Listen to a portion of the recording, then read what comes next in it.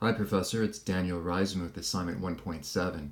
For question 2e, what I did is I took the information from 2 that was given here, I played that through to get the x radius and the y radius. And what we can see here is when you intersect with a plane x is equal to k, you're going to have a image of a parabola on that plane. So as we go through it, I did a let statement of x is equal to k. I got the vertex would be right here. Here's my plane. And you can see this would be my paraboloid.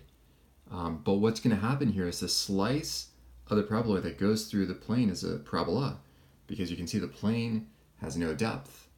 I thought that was a good problem, and the drawing is kind of fun to do.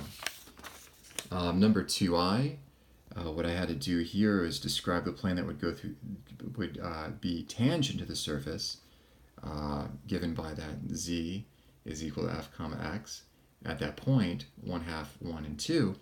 And what I did here is I showed all my work breaking this thing down to get fx and fy, then going into a vector format, as you can see, and I'll send this all to you, getting the lines in vector format, and then trying to do the v1 cross with the v2, as you can see, and I'll send this all to you. Then I got my the equation of the plane, and the end result was right here. And then I drew it out, graphed it out, as you can see, to show you the plane and to basically make it concluding in a very clean manner. And I'll send this all to you. For 4C, I thought this was the hardest one. I really struggled with this for a while, and then I saw your note on the discussion, which really was helpful. I made some points, and as you can see, when the wind speed decreases from 10 to 5 miles per hour, the wind chill temperature increases by 5 degrees Fahrenheit, and when the wind speed increases from 10 to 15 miles per hour, the wind chill temperature decreases by 3 degrees Fahrenheit.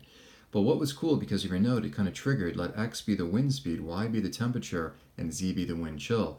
Using the equation, I broke things down, but let's hold y is equal to 10. That was the key, and I have to thank you for kind of triggering me with that. Let y is equal to 10. The equations are here, as you can see, and I'll send them to you. But the graph at the end of the day is here because I'm holding y is equal to 10. And it becomes a clean graph. Initially, I did not have a clean graph. And then you can see here, above is a slice of the graph, which goes through the plane y is equal to 10, or where the temperature is 10 degrees Fahrenheit. And I'll send this all to you. For 5C, I liked it because it's a trigonometry. I've always been a fan of trigonometry. And as you can see, there's a 60 degree and the 30 degree, and there's L1 and L2. And what we have to do here is I did made the two right triangles, one with 30 degrees, and cosine of 30, and sine of 30, and 1 for kind of that unit relationship. And the slope is change in y over change in x, rise over run. Sine of 30 over cosine of 30. And what I got here was 1 over radical 3. And of course, sine 30 over cosine 30 is tan 30. I just showed all the work here. And then I did it again with the, at 60 degrees, a right triangle, unit, kind of a unit relationship, cosine sine, and you can see the work. And at the end of the day, the slope of L2 is 1 over radical 3. However, 2 times 1 rad 3 does not equal rad 3. Therefore, Brian is not correct, and L1 is not twice the slope of L2.